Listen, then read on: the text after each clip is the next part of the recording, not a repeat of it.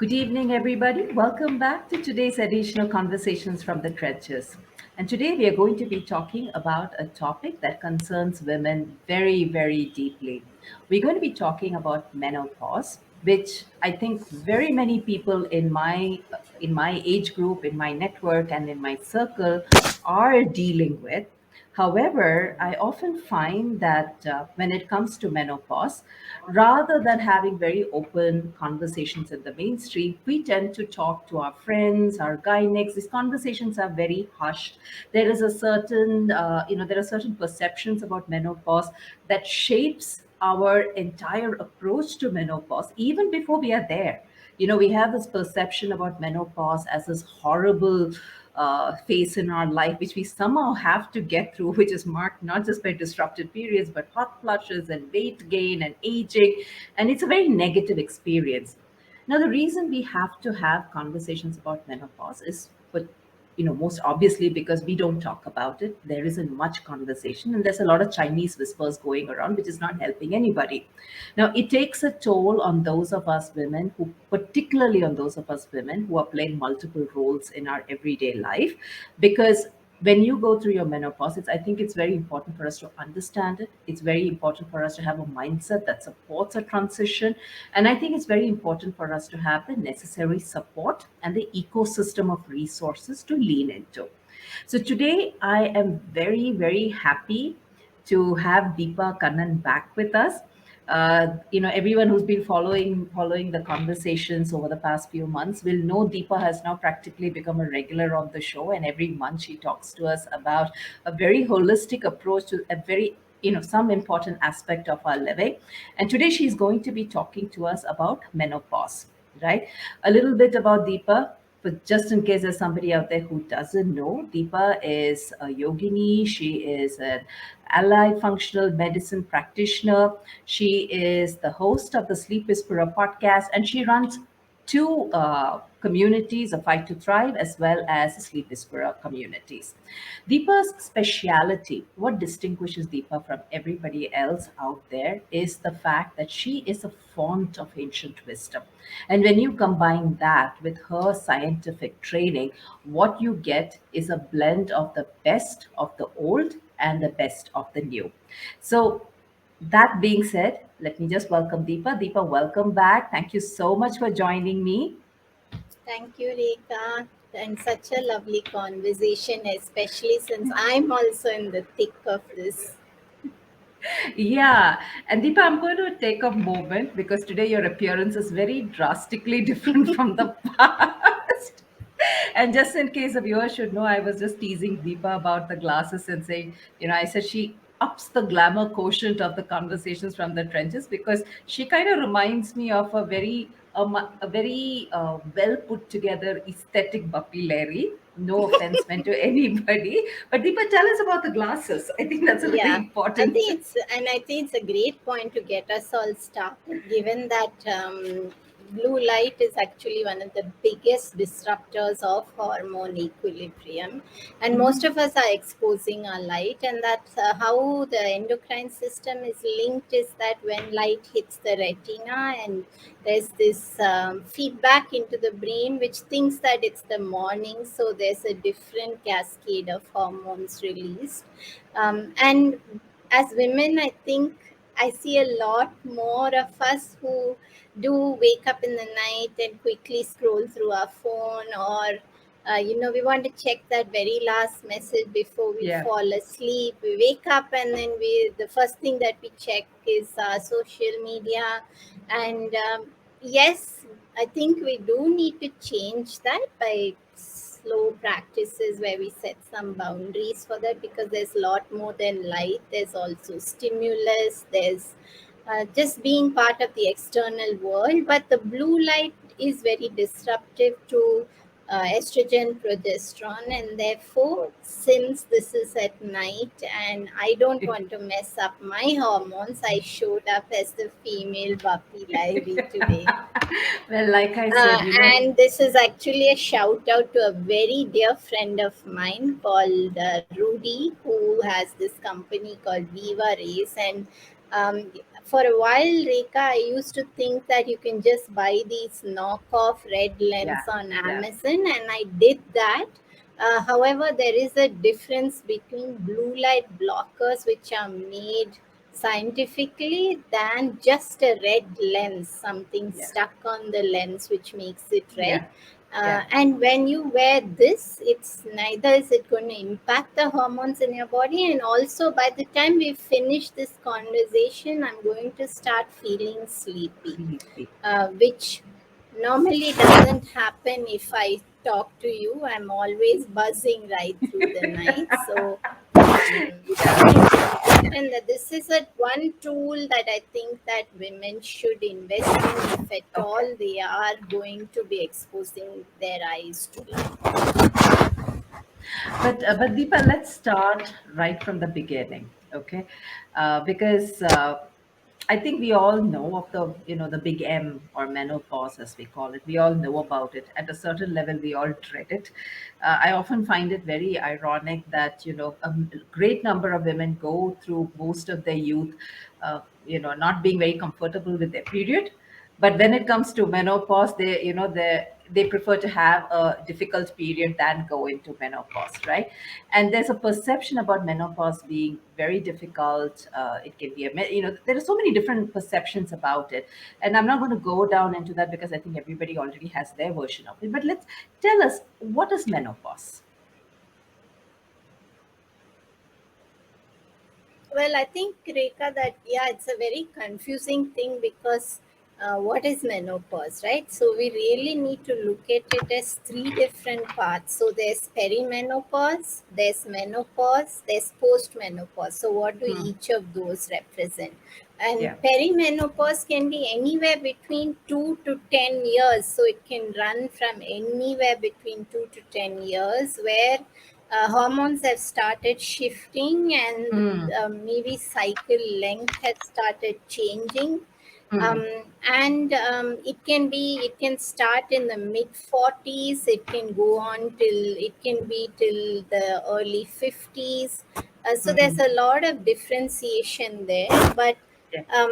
it usually typically it can begin late 40s, but for many women it can also be mid 40s. Right. When we say menopause, it actually refers to, when we say someone has menopause, it really means that for maybe 12 months they haven't got a period, Period. and Hmm. maybe that's it.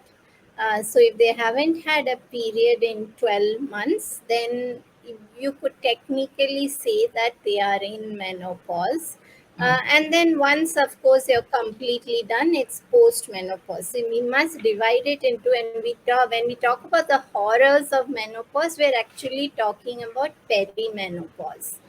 Yeah. This phase which can run for anywhere up to 10 years. Right, right. So, help us understand menopause a little bit more in the context of our bodies. Like, why does it happen? And how does? Can you tell us the physiology of it? Like, why does it happen, and how does this, whatever changes that are going on behind the hormonal changes, how does that impact our bodies and our brains also? Yeah, so if you look at hormones, Rekha, that women, we need to consider several hormones in when we look at hormone health itself. So Mm, there's estrogen, there's progesterone, there is FSH, there's LH, there's testosterone, there's mm, DHEA, and behind all of this, there's also the behavior of cortisol. There's also how thyroid behaves, which influences the behavior of estrogen, yeah, progesterone. yeah. And when we say physiology, I mean, it's such a big cycle, but um, typically we should begin by saying that what happens in perimenopause is something that can happen at other ages as well, which is a natural phase of estrogen dominance. So what happens is Okay. Yeah. Uh, Deepa, are you progesterone there? starts to fall very. Yes, I'm here. Yeah, we lost you for a So second. progesterone, yes, sorry, I Yeah. think it's much better now though. So what happens is that progesterone starts to fall, and Yeah. estrogen is also falling, but progesterone is falling much faster than estrogen, so therefore women just, it's a very naturally estrogen dominant phase. So Okay. estrogen is really uh, completely imbalanced in comparison to progesterone. Okay. And the ovaries are getting a little tired, and so there's production of low estrogen. Mm-hmm. And then that low estrogen starts to signal an area in the brain called the hypothalamus, which then Hmm. triggers the brain to release something called FSH, thinking that we are low on estrogen, and starts pumping up more Oh, estrogen. So it's body secreting, trying to secrete more and more estrogen. yeah. And what happens if estrogen is dominant is that you'll have all the symptoms of estrogen dominance itself, which can be very heavy periods. It can be estrogen is involved in brain health, heart health. Yeah. So we Hmm. can have symptoms like heavy bleeding. So all the things that come along with that. So fibroids, Yeah. polycystic ovaries, vaginal Yeah. dryness. Yeah. So several symptoms related to estrogen dominant, and we can go into that later.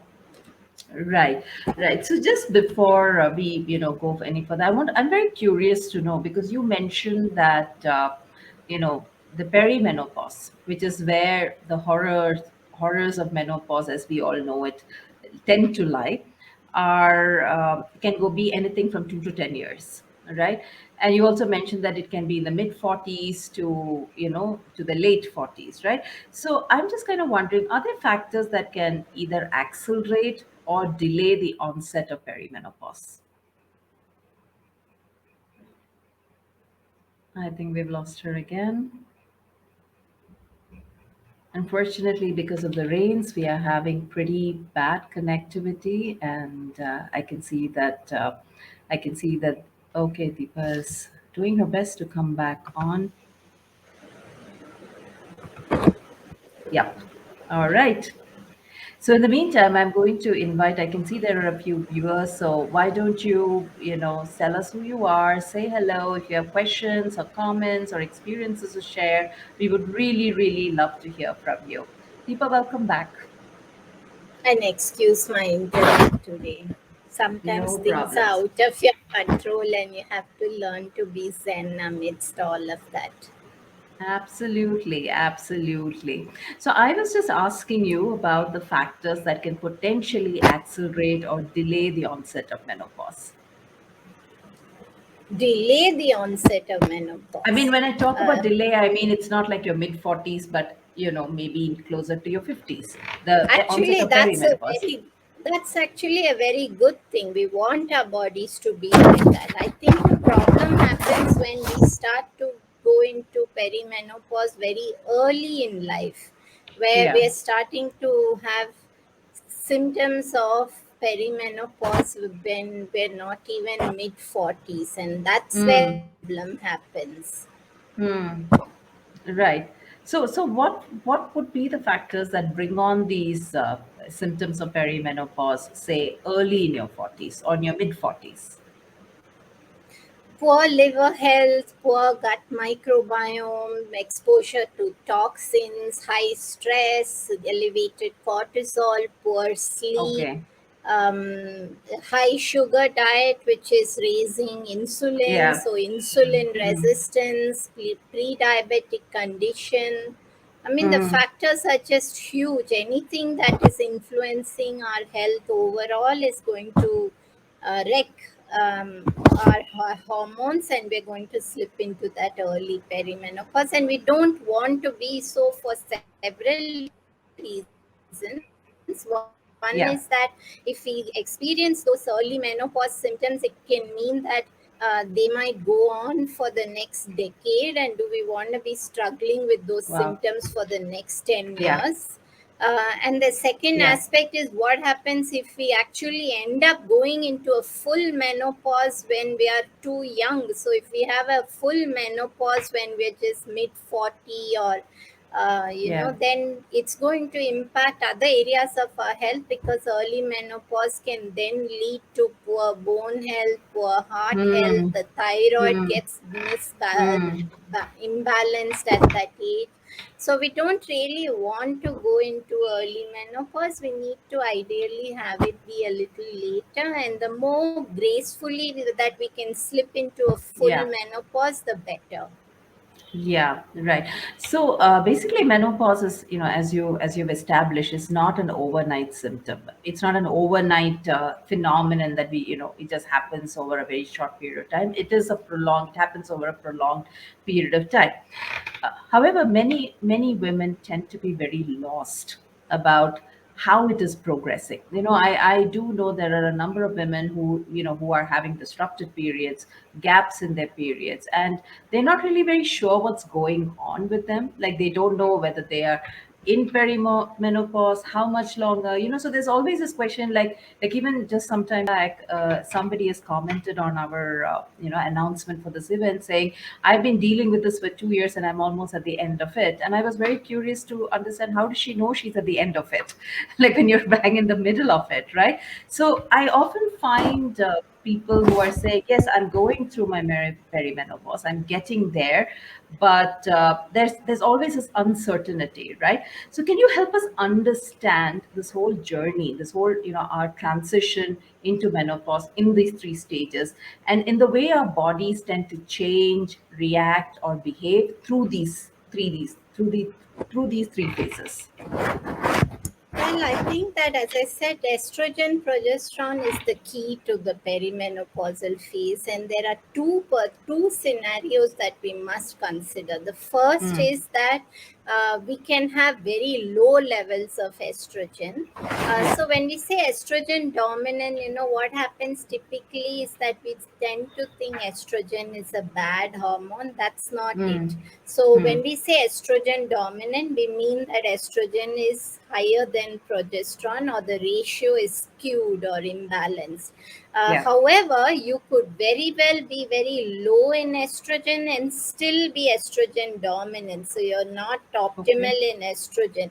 Now, if you Mm, take the case that estrogen is too low, that's going to impact a lot of areas, because estrogen is plumping up the skin. Now, how is this okay.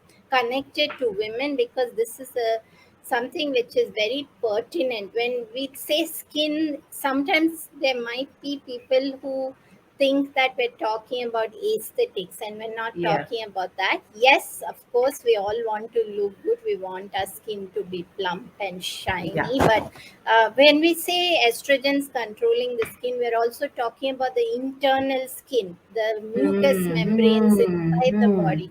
Now, where mm, is the mucous membrane? It's lining the inside of your whole gastrointestinal tract. It's lining mm, your reproductive system. It's mm, lining the respiratory system. So, what mm. is going to happen when you have low estrogen is you're going to dry up in the vaginal tract. Now, how is Yeah. this impacting us? There might be someone who thinks that, how does that affect us?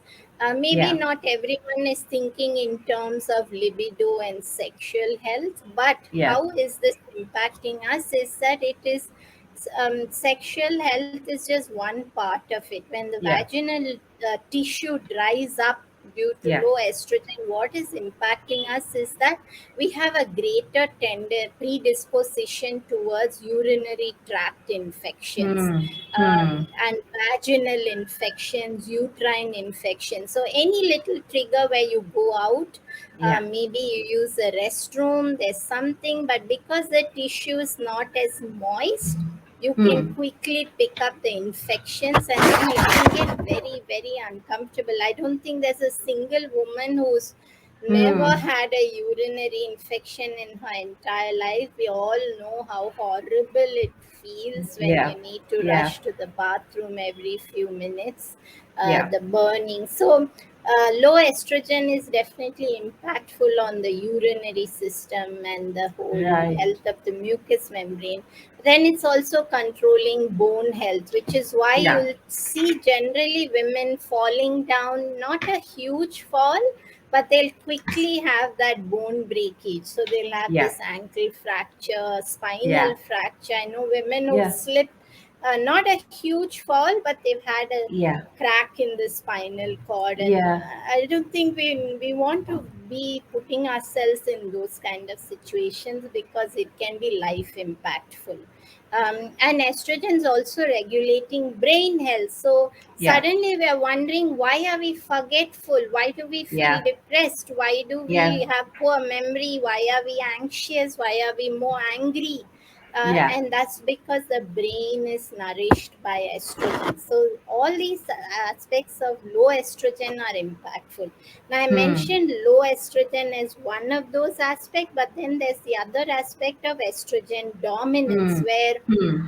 and this doesn't matter if you're low in estrogen or high in estrogen, but if Yeah. estrogen and progesterone ratio is skewed and not where it's supposed to be, then symptoms of estrogen dominance include very, very heavy period, Yeah. severe bleeding, pain with whenever you Yeah. have period. And before I go to the other symptoms, Rekha, I must tell you, in this Hmm. situation, we can also get confused, because we can be Yeah. estrogen dominant even when we are 37. We can be Yeah. estrogen dominant when we're 38.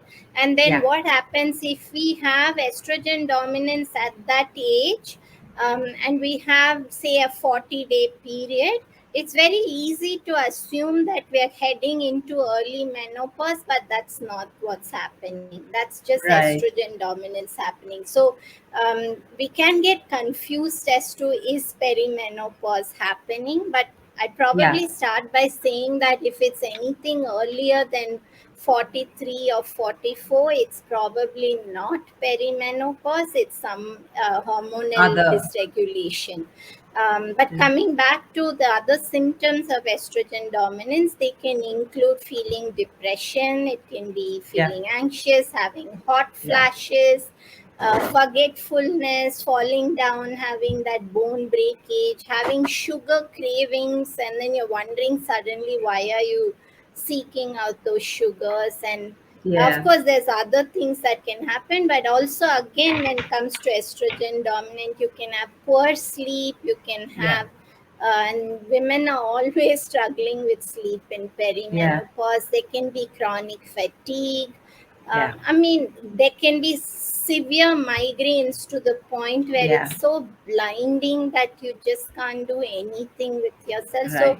really, the symptoms are so many when it comes to estrogen Yeah. dominant and Yeah. perimenopause. Yeah. Thank Deepa, I'm so glad you highlighted this because, just yesterday when I was preparing for our conversation, I happened to read this report which talked about a study, and it's one of the few studies that I've seen where they talk about 1 in 10 women are now dropping out of the workforce in their 40s because they cannot handle perimenopause, because they don't know how to handle perimenopause and they're not supported in that journey. So I don't think many of the women understand what it means to be in when you're in your perimenopause, and how that pans out, right? So you just told us about the perimenopause. Tell us about menopause and postmenopause. So menopause is typically just, it describes that one event where if 12 months you haven't had a period, you are in Yeah. menopause. So which means you've transitioned from perimenopause to menopause. Right. Post menopause is, of course, all anything that comes after that fact that you don't have a period anymore. Right. And post menopause is, we need to bring Ayurveda into this conversation of post menopause, especially, but also perimenopause. Is that it's a Vata age. So when you say Vata age, it means there's a predisposition to having the body feel dry. So that means Yeah. that the body's tissue is drying up.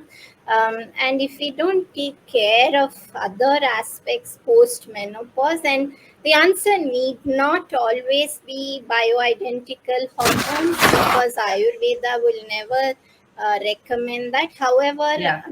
I'm not saying there's anything bad about it, because at Right. certain situations it can be very very useful.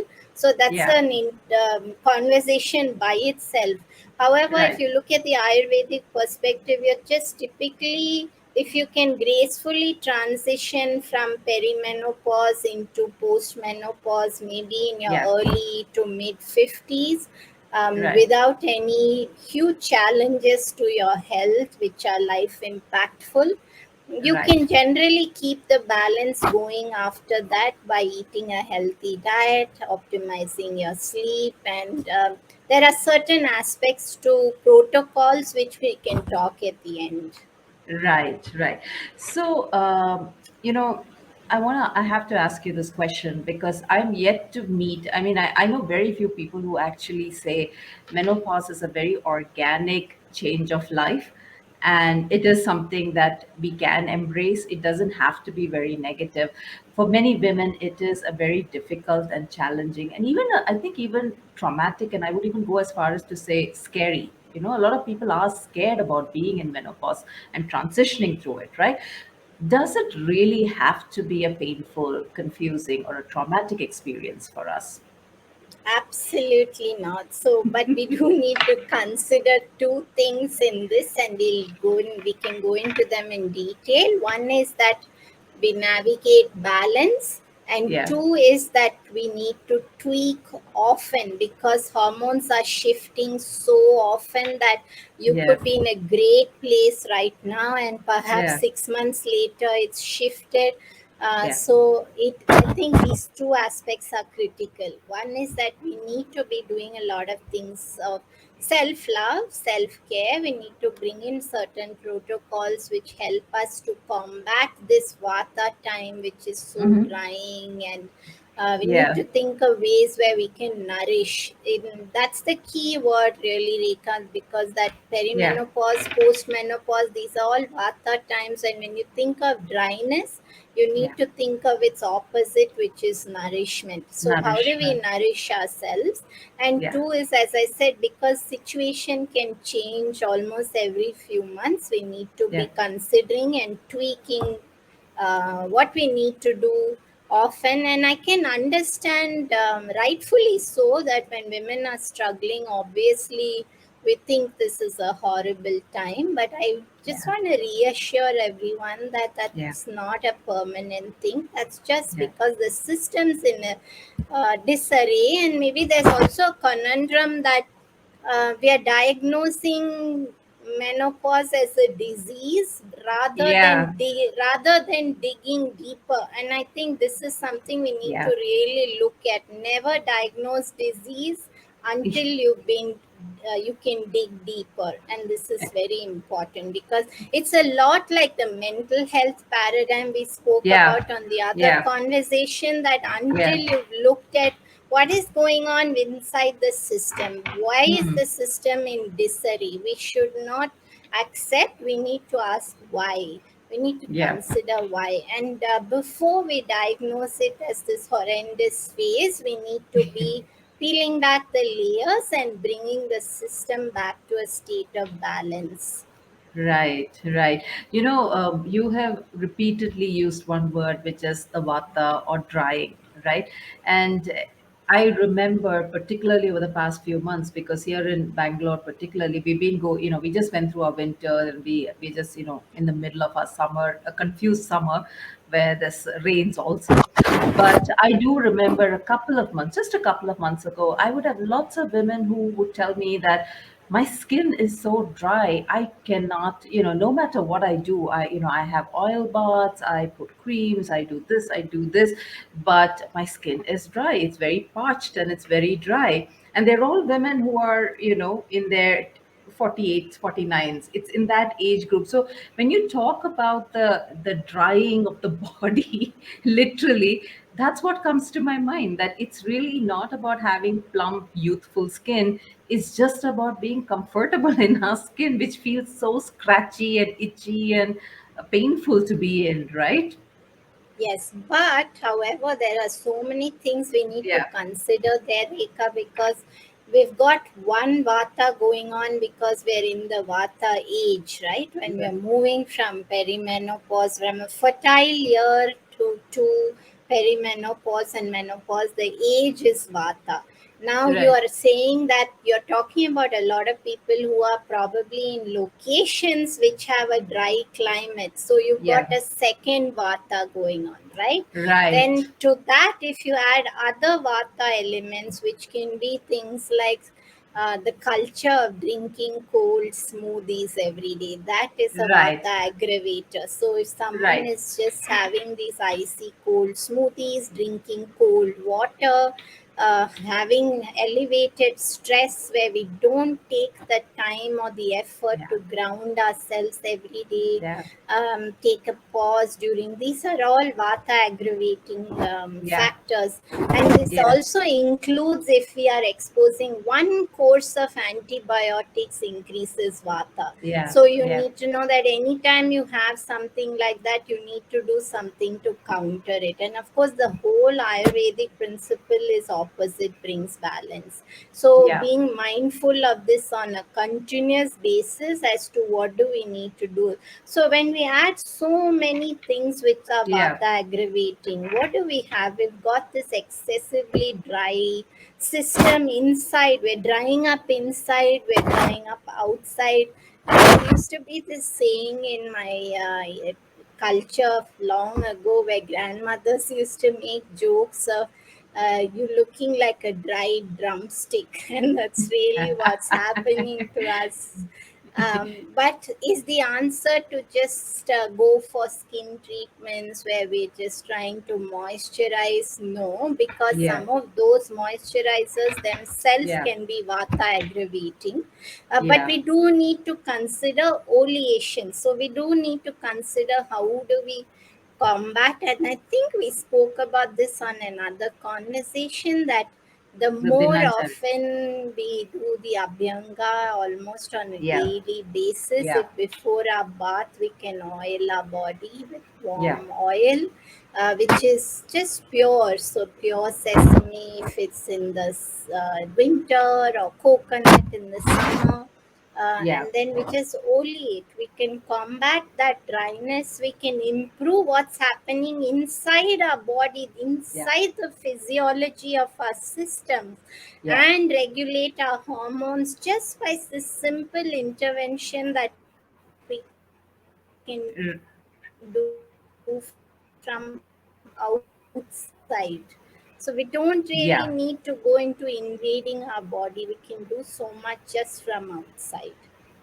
Absolutely. And skin is the largest sense organ on our body. So the more we take care of the skin in terms of, on a day-to-day basis, the more we actually nurture and nourish ourselves. It's such a powerful way to nurture and nourish ourselves, right? So tell me, Deepa, what are the available, like we've talked about not, making sure the body is in balance and before diagnosing menopause, right? Or perimenopause, right? So what are the, at what point do we have to explore and seek those interventions? Like, what are the protocols that are available for women out there so they can actually get help to understand whether the body is just in a disarray or whether they are in perimenopause? How can they do that? Who do they go to? What are the protocols that they have up there, and who can they go to for this?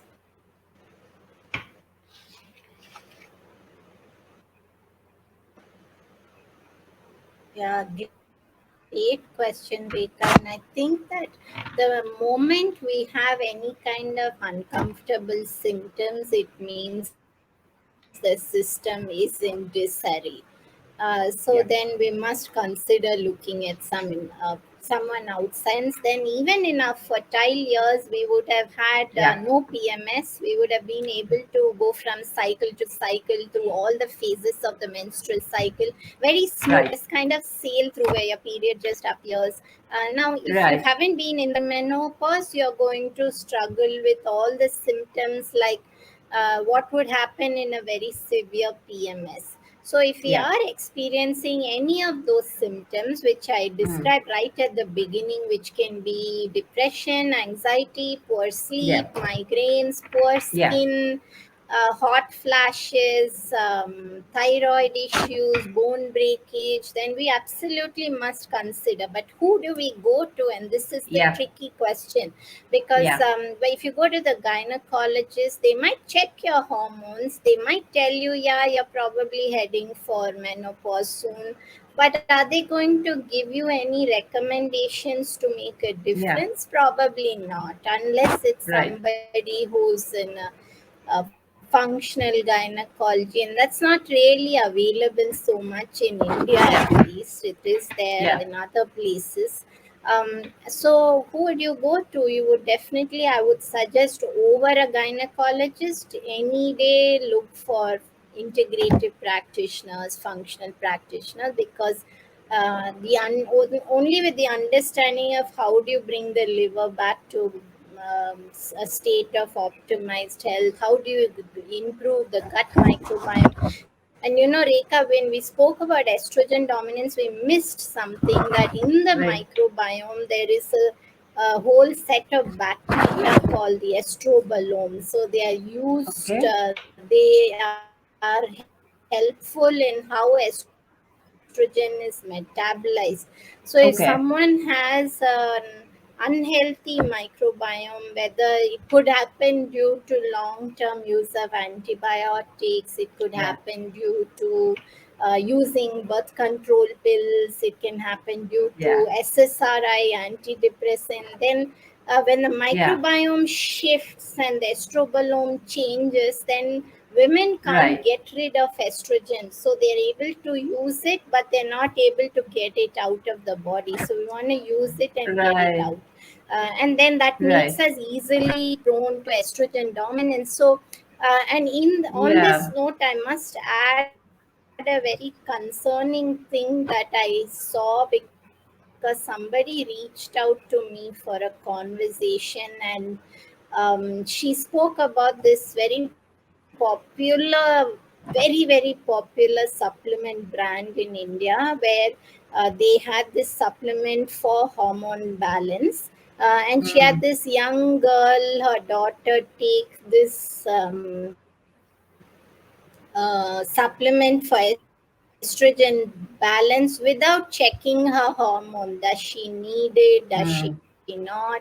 And what Mm. happened was, she Mm. said that it was like there was a switch, and the daughter became so manic, angry, Mm. and completely Yeah. could not be controlled. And then that Yeah. tipped over into a psychiatric evaluation. So you shouldn't be using Yeah. supplements which promise hormone balance, unless because you could be low in estrogen, you could be high in estrogen.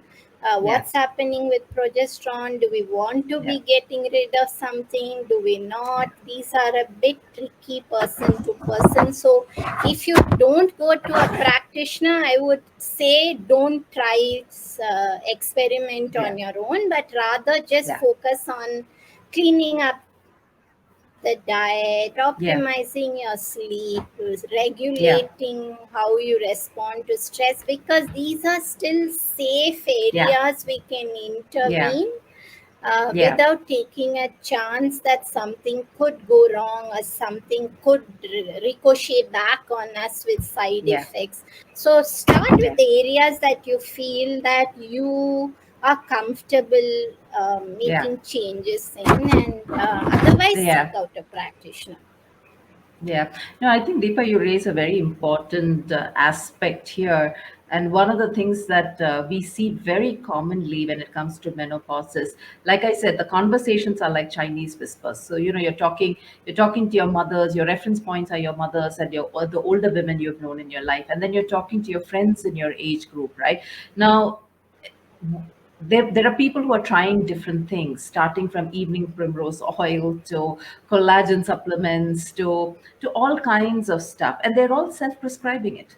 They're all they're just going online and looking at stuff, reading Google, and then saying, oh, this is what I need for me, whereas it may actually make things worse.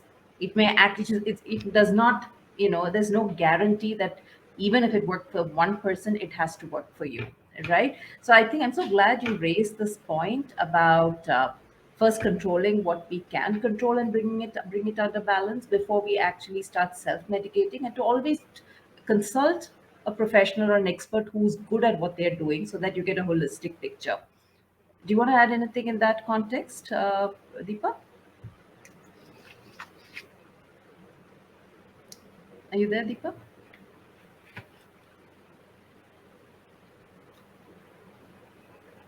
Deepa? No, no, perfect, perfect. Okay, great. I think there's a time lag, right? So, Deepa, tell us about. I I want am. to talk a Can you little. hear me? Yeah, I think you got my last message a little slow because I could hear you nodding your Can you head. hear me?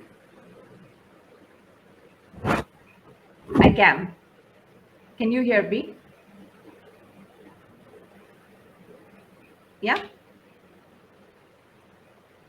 Okay. So, let's talk about hormone I replacement can hear therapy. you. Okay, so let's talk about hormone replacement therapy because HRT is a very popular, it's almost like a go-to for people when they talk about menopause. What is hormone replacement therapy? How does it work? And is it for everybody? At what point, who should be looking at it or exploring that option?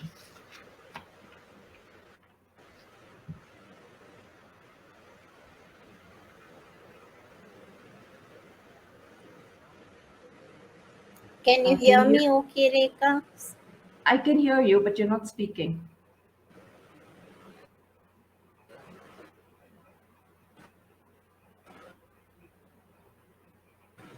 I think Deepa's internet is acting up again. Just when we got to the very exciting Can you part hear about. me? Yes, I can hear you, Deepa. Can you hear me now? Yes, I can. Can you hear me?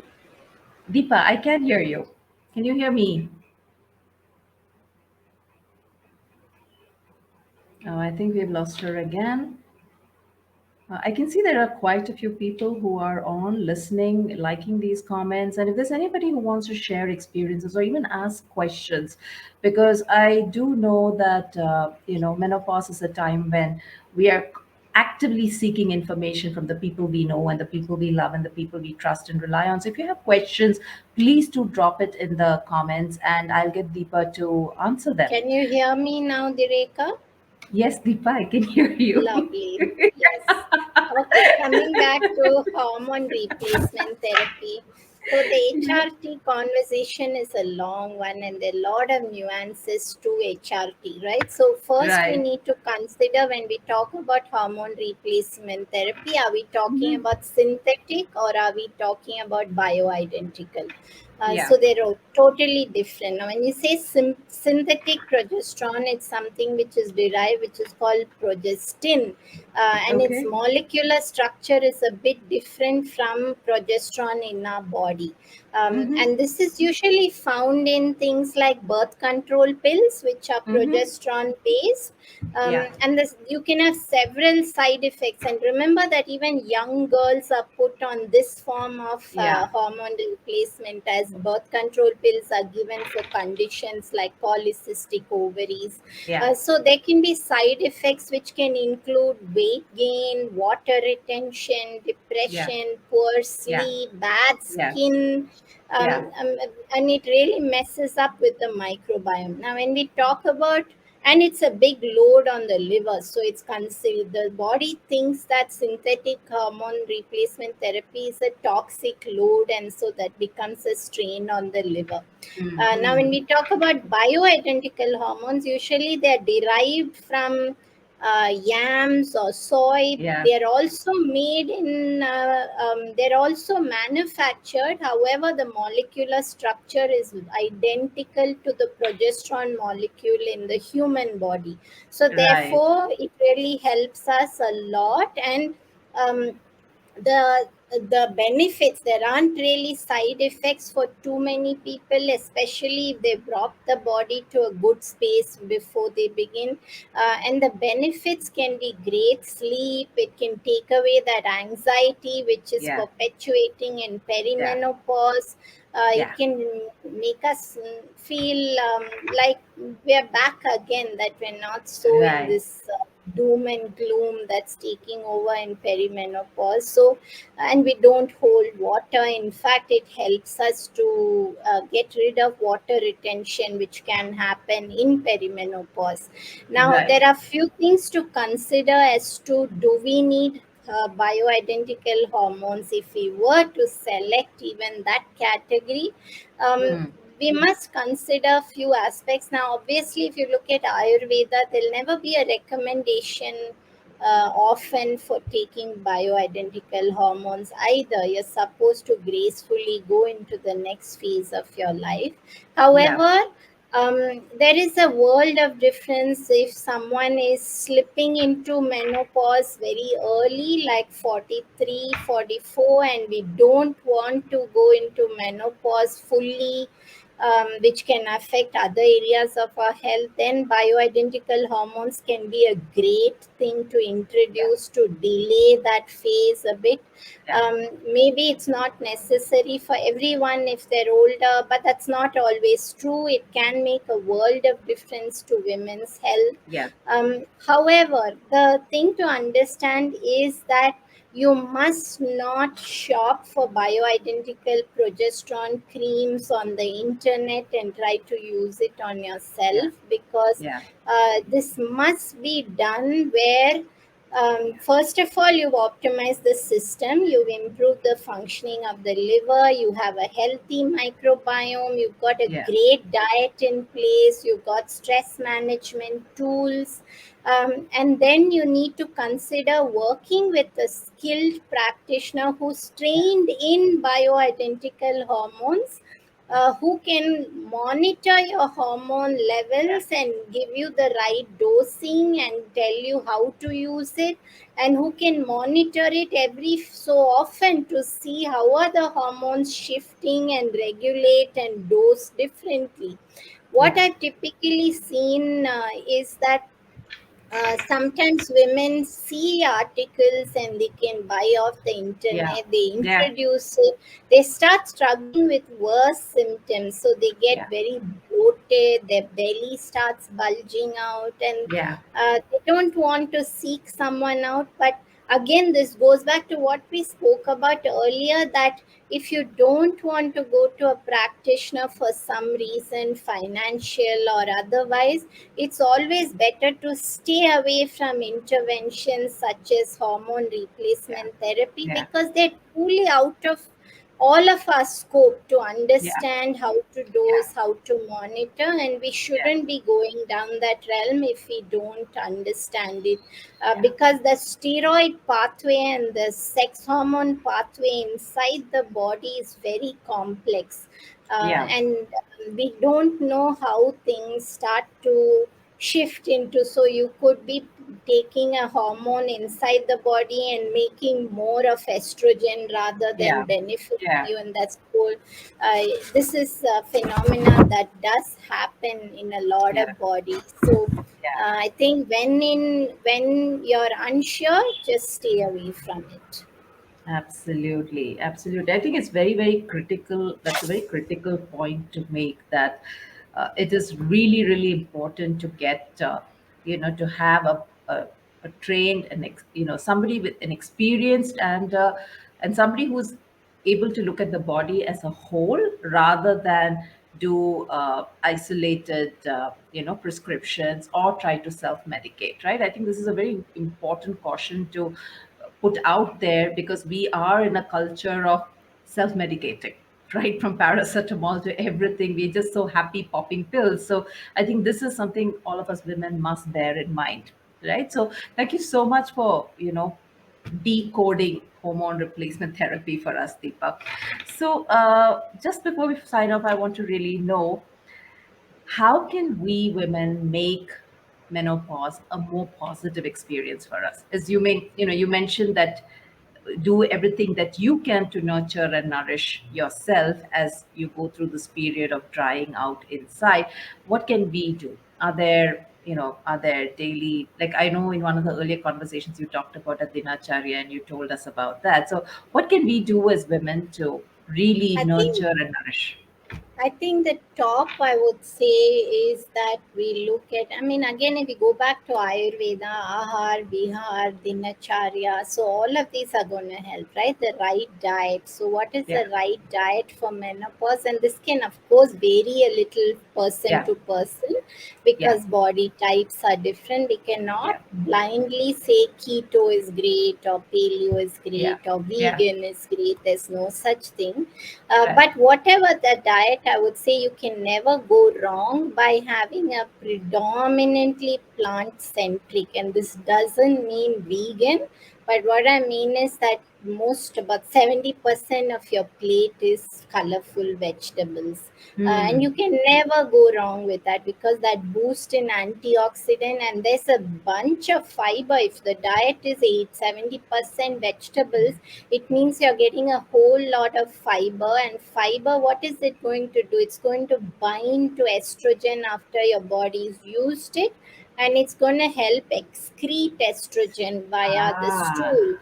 So right. therefore you bring a natural estrogen progesterone regulation, and you've got this great system in place which really most mm, we might be missing that area. Because if you look at your plate every day, how many of us Yeah, are really eating 70% of the plate as vegetables? So that's yeah, important. Second, I would say, is optimal protein, because as we age and yeah, when progesterone goes down, testosterone also goes down, and that yeah, makes us lose muscle mass, that yeah. makes us lose libido, it impacts our energy.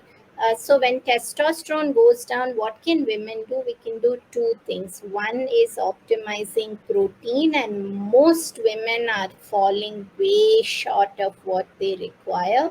Hmm. And two is that we can do gentle strength training, and this Hmm. doesn't mean lifting 100 Heavy. kilo weights. It just means simple weight where we put a little bit of stress on our muscles, and that allows our body to Yeah. hold on to more protein and improve testosterone levels.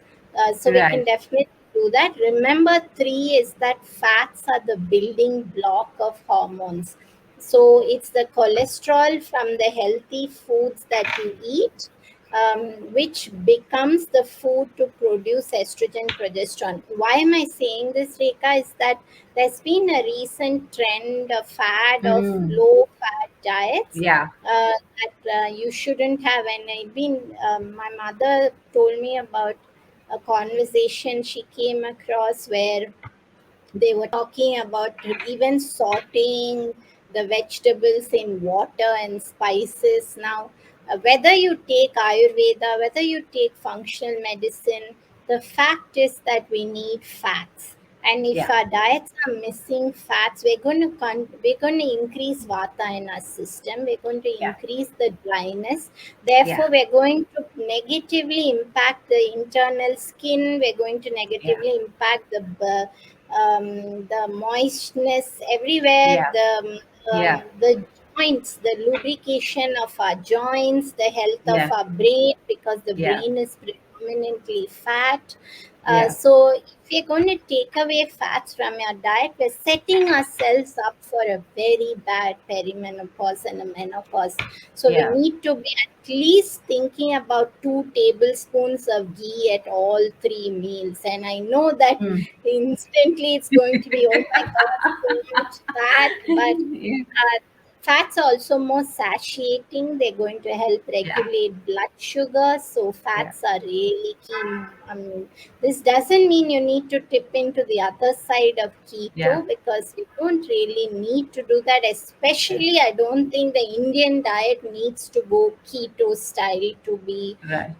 to keep someone in a state of balance. So I just think we need this balance of all of it. I don't think we need to vilify one Yeah. macronutrient. We just need to Yeah. include all of them appropriately. So definitely we need to consider, and of course oleation. Let's not forget the power of oleation If we can commit to just doing that every single day, oiling our body and having a bath, that's a powerful, powerful tool in Yeah, everything. And I think mindset and support is big, yeah, and I don't want to miss talking about that.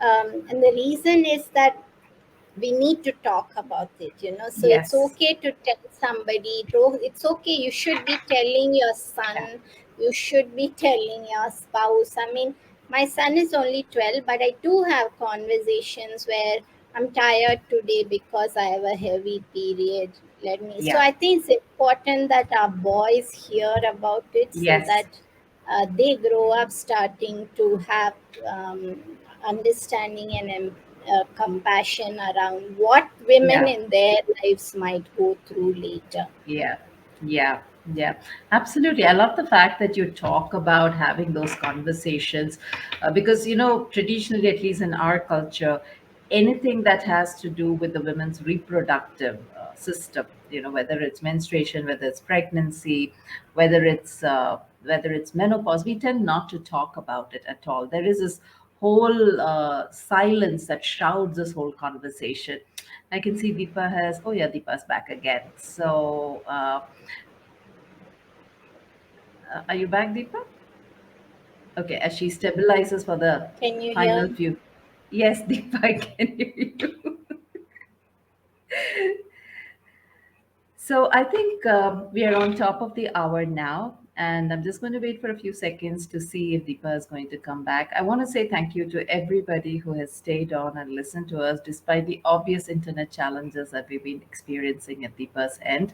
I hope the conversation has been worth the wait for everyone who has been waiting and listening and has been very patient with us this evening. Deepa is just about to I'm wind up sorry, the conversation. It's please. okay. Yes.